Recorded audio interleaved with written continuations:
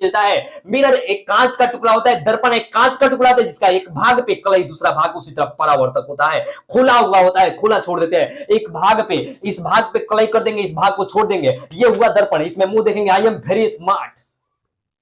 तो दर्पण एक कांच का टुकड़ा होता है जिसके एक भाग पे कलई और दूसरा भाग उसी तरह खुला परावर्तक होता है, इसे बोलते हैं दर्पण। दर्पण कितने प्रकार के होते हैं प्यारे बच्चों? दर्पण कितने प्रकार के होते हैं? तो दर्पण होते हैं दो प्रकार के। दर्पण होते हैं दो प्रकार के, मुख्य रूप से हम लोग दो प्रकार ही पढ़ेंगे, दो प्रकार ही पढ़ेंगे।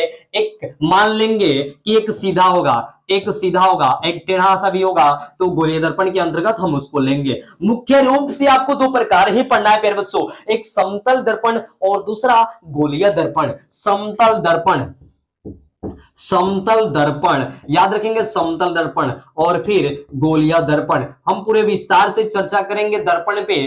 पहले परिभाषा आप लिखिए दर्पण का। दर्पण एक कांच का टुकड़ा होता है जिसके एक भाग पे कलई और दूसरा भाग परावर्तक होता है। फिर से बोल रहे हैं, दर्पण एक कांच का टुकड़ा होता है जिसके एक भाग पे कलई और दूसरा भाग परावर्तक होता है। मतलब एक भाग पे पेंट पोचारा कर देते हैं और दूसरा को खुला छोड़ देते हैं, वही क्या बोलते हैं? दर्पण। उसी को बोलते हैं दर्पण, उसी का नाम है दर्पण प्यारे बच्चों।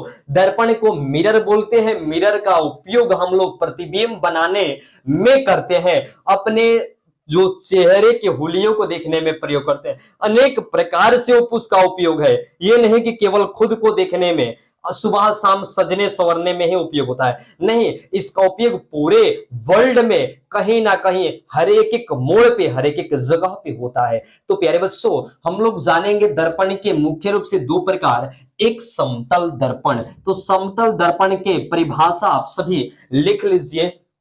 वैसा दर्पण, वैसा दर्पण जिसका परावर्तक सतह समतल हो, जिसके परावर्तक सतह समतल हो, जिसका परावर्तक सतह, जिसका परावर्तक सतह, परावर्तक सतह, सतह समतल हो, समतल हो, समतल हो, उसे बोलते हैं, उसे बोलते हैं समतल दर्पण, उसे बोलते हैं समतल दर्पण। चलिए हम नामकरण करते हैं, इसका नाम रख दे रहे हैं M और M1, नाम इसका रख रहे हैं M और M1। चलिए इसका नाम हम कर दिए M और M1। एग्जाम्पल के लिए जो आप टेबल देखते हो, जो आप चेयर देखते हो, जैसे ये नॉर्मल होता है, सिंपल बराबर होता है, समतल होता है, उसी को बोलते हैं समतल दर्पण। इसके नीचे वाले भाग को कलई कर दिए, ऊपर वाला भाग छोड़ दिए, इसको बोलेंगे समतल दर्पण। अब प्यारे बच्चों बात करेंगे हम लोग गोलीय दर्पण के बारे में।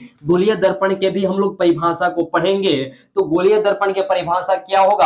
तो वैसा दर्पण, लिख लीजिए प्यारे बच्चों आप सभी, गोलीय दर्पण, वैसा दर्पण, वैसा दर्पण, वैसा दर्पण, वैसा दर्पण जिसका, वैसा दर्पण जो, लिख दीजिएगा, वैसा दर्पण जो किसी गोला के भाग होता है, किसी खोखले गोले का भाग होता है, खोखले गोले का भाग होता है, खोखले गोले का भाग होता है, याद रखेंगे गोले का भाग होता है। वैसा दर्पण जो किसी खोखले गोले का भाग होता है उसे गोलीय दर्पण कहते हैं, उसे गोलीय दर्पण कहते हैं।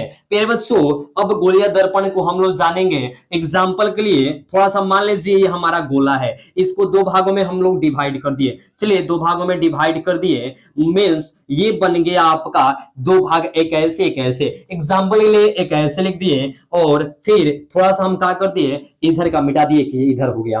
चलिए अब डिवाइड करेंगे, इसको दो भागों में डिवाइड कर दिए।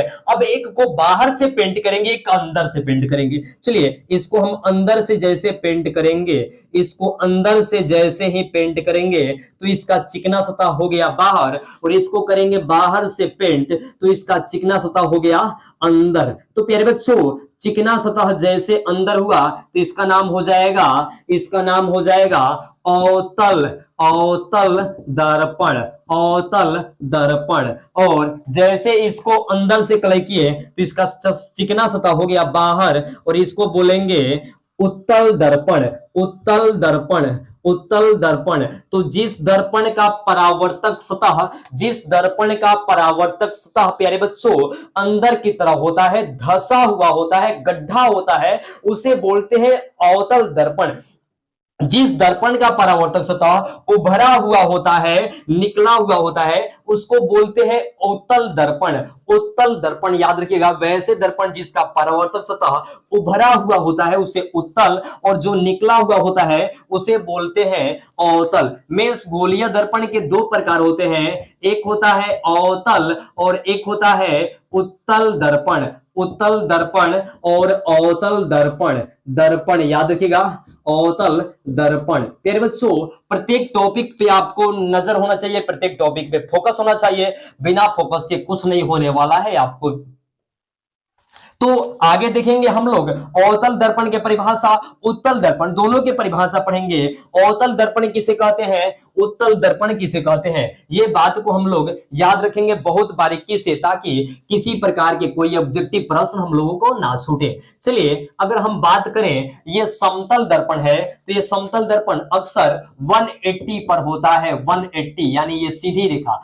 एक 180 डिग्री कोण कितना रेखा पे होता है, तो एक सीधी रेखा पे बनता है, याद रखिएगा। एक सीधी रेखा जो होता है कितना डिग्री पे होता है, 180 डिग्री पे होता है। मेरे बच्चों याद रखिएगा। चलिए हम लोग जानेंगे विस्तार रूप से अवतल दर्पण के बारे में, फिर उसके बाद उत्तल दर्पण के बारे में। अवतल दर्पण, अवतल दर्पण, अवतल दर्पण के आप चित्र देख रहे हो, अवतल दर्पण के आप चित्र देख रहे हो, जिस दर्पण का परावर्तक सतह अंदर की तरफ होता है, अंदर की तरफ या धंसा हुआ होता है, धंसा हुआ होता है, धंसा हुआ होता है या अंदर की तरफ होता है, उसको बोलते हैं अवतल दर्पण। जिस दर्पण का परावर्तक सतह अंदर की तरफ होता है या धंसा हुआ होता है या गड्ढा में होता है, उसको बोलते हैं अवतल दर्पण। आप देख सकते हो इसका नामकरण कर दिए एम और M1। उसके बाद हम लोग पढ़ेंगे उत्तल दर्पण।